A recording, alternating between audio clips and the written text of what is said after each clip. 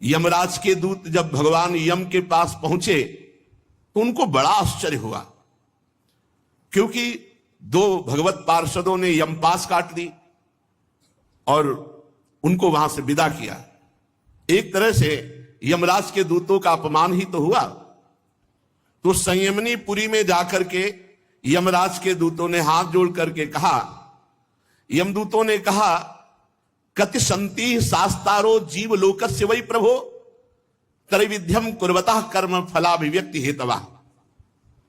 प्रभो, ये दंड देने वाले कितने स्वामी हैं इस विश्व में? क्योंकि अभी तक तो मैं यही मानता था कि आप ही दंड देने वाले स्वामी हैं। संसार के जीव 3 प्रकार के पाप कर्म करते हैं। निषिद्ध, मनमानी, वासना से प्रेरित, इन सबको हम नरक लाते हैं। कोई पुण्य कर्म करता है तो देवलोक जाता है, कोई मिश्रित कर्म करता है पाप पुण्य तो मनुष्य लोक जाता है। हम ये मनमानी वासनाकृत पाप करने वालों को यहां जबरदस्ती लाते हैं और दंड देते हैं। प्रभु, लेकिन दंड देने वाला शासक तो केवल आप ही है। अगर और कोई दंड देने वाला शासक होगा तो फिर व्यवस्था ठीक नहीं बन पाएगी। प्रभु, ये क्या हुआ कि मैं जैसे इस पापी को बांध कर ला रहा था तो 2 देवेश्वर प्रकट हो गए और उन्होंने यमपास काट दिया और हमको डांट लगाई। संसार में कितने नियामक हैं, कितने ईश्वर हैं, कितने स्वामी हैं। उन सिद्धों ने आपकी मर्यादा का उल्लंघन किया, यमपास काट दी। प्रभु, आपका उल्लंघन कर सके कोई ऐसा त्रिभुवन में नहीं है। मैं उस पापी को यातना गृह की ओर ले जा रहा था, उन्होंने बलपूर्वक मुझे रोक लिया। मैं ये जानना चाहता हूं कि क्या आप अधिकारी हैं या आपसे भी बढ़कर कोई अधिकारी है? यमराज से यमदूतों ने ऐसा प्रश्न किया। प्रभु, बस उस पापी के मुख से नारायण निकला कि डरो मत ऐसा कहते हुए वो सिद्ध आ गए। वो कौन है? जब देव शिरोमणि प्रजा शासक दंडपाणी भगवान यमराज से यम के दूतों ने ऐसा प्रश्न किया तो यमराज ने कहा, दूतों, तुम तो केवल मुझे ही अपना स्वामी मानते हो, लेकिन मेरे भी स्वामी हैं जो चराचर जगत के स्वामी हैं। ये संपूर्ण जगत सूत में वस्त्र के समान ओतप्रोत है। जैसे पूरे वस्त्र में सूत ही सूत है, ऐसे ही पूरा जगत भगवत स्वरूप ही है। उन्हीं भगवान के अंश से ब्रह्मा जगत का सृजन करते हैं, उन्हीं भगवान के अंश से विष्णु पालन करते हैं, उन्हीं भगवान के अंश से शंकर जी इसका संहार करते हैं। ये उत्पत्ति, स्थिति, प्रलय, ये 3 रूप धारण किए हुए वही भगवान है, ब्रह्मा, विष्णु और महेश। और हम सब उसी प्रभु के अधीन हैं। मेरे प्यारे दूतों, वो जगदीश्वर भगवान श्री हरि सबको ऐसे अधीन रखते हैं जैसे किसान नाथ से बांधकर बैल को अधीन रखता है। ऐसे संपूर्ण ब्रह्मांड, संपूर्ण जगत को अपने अधीन भगवान श्री हरि की है। हम सब भयभीत रहते हैं उन्हीं प्रभु से कि कहीं कोई त्रुटि ना हो जाए, कहीं कोई अपराध ना बन जाए। दूतों, मैं यमराज, देवराज इंद्र, निरिति, वरुण, चंद्रमा, अग्नि, शंकर, वायु, सूर्य, ब्रह्मा, 12 आदित्य, विश्व देवता, 8 वसु, साध्य, 49 मरुत, सिद्धजन, 11 रुद्र, रजोगुण तमोगुण रहित भृगु आदि महर्षि, बड़े बड़े देवता, ये सब उन्हीं भगवान के अधीन है। और कोई ये नहीं जान सकता कि भगवान कब क्या करना चाहते हैं। दूतों, जब ये ईश्वर कोटि के जन नहीं जान पाते तो औरों की तो बात ही क्या है। सबके अंतःकरण में भगवान सूक्ष्म रूप से विराजमान है। एक भक्त ने प्रश्न किया था एकांतिक में कि भगवान कहते हैं यही विराजमान है तो हैं कहां, हमें तो नहीं दिखाई देते। तो दूध में घी विराजमान है कहां, दिखाओ। बोले रुको, प्रक्रिया करेंगे, दूध को औटाएंगे, दही बनाएंगे, मंथन करेंगे, मक्खन निकलेगा, फिर घी निकलेगा। हाँ, तो ऐसे ही प्रक्रिया से भगवान स्थूल सूक्ष्म कारण तीनों शरीरों का बात करके अचिंत शक्ति महाप्रभु के चिंतन में जो तन्मय है, तो वहीं हृदय में ही भगवान का अनुभव हो जाता है।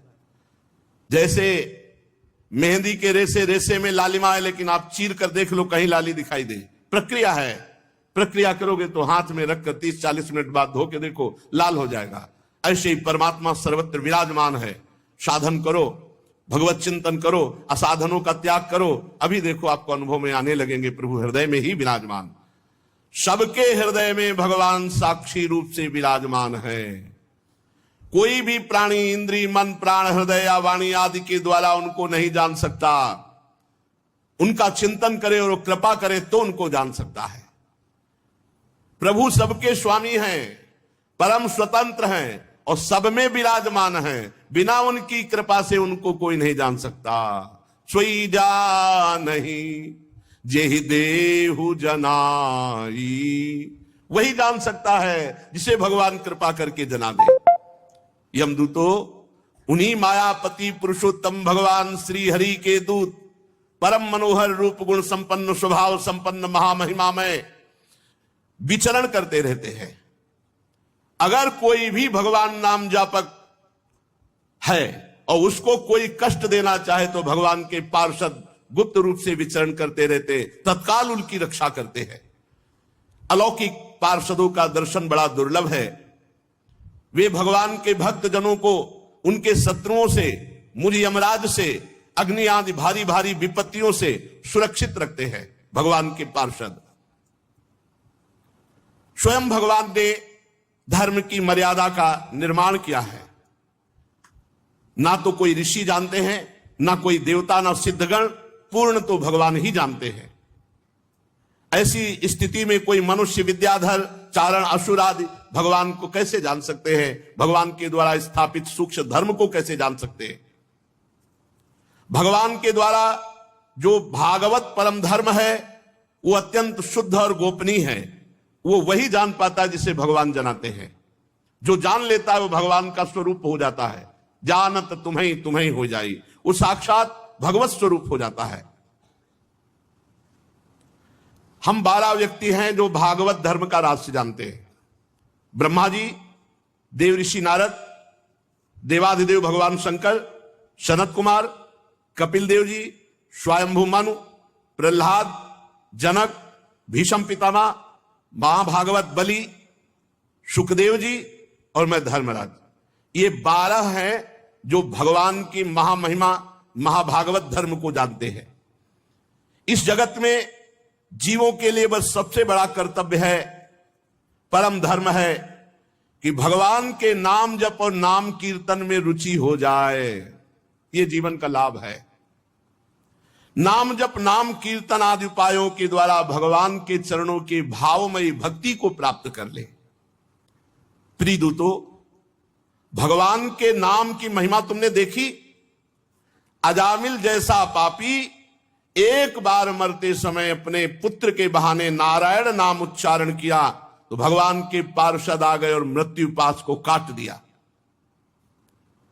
जो भगवान के भाव में भर करके चरित्र सुनते हैं, भगवान की लीला गायन करते हैं, भाव में भरकर नाम जप करते हैं, नाम कीर्तन करते हैं, इससे संपूर्ण अपराधों और पापों का नाश हो जाता है।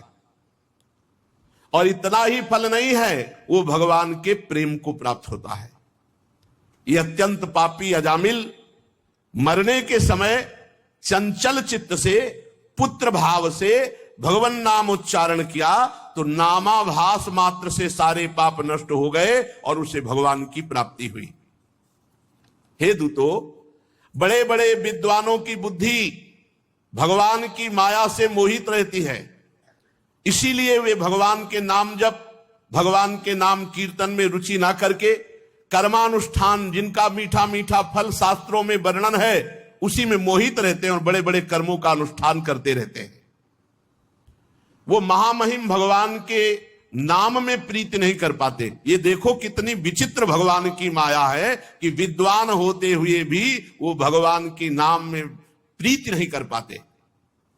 भगवान के नाम में प्रीति होना सबसे बड़ा कठिन कार्य है। ये काम कर लिया तो विश्व में कोई भी ऐसा कार्य नहीं जो आप कर ना सके। काम, क्रोध, लोभ, मोह, मद, मत्सर सब पर विजय नाम जापक ही कर पाता है। जितना नाम जप करोगे उतने बलवान होते जाओगे आंतरिक। बड़े खेद की बात है कि सब शास्त्रों का ज्ञान होने पर भी भगवान की माया से मोहित होकर बड़े बड़े सकाम कर्मों का अनुष्ठान करते रहते हैं, भगवान नाम में प्रीति नहीं, भगवान नाम कीर्तन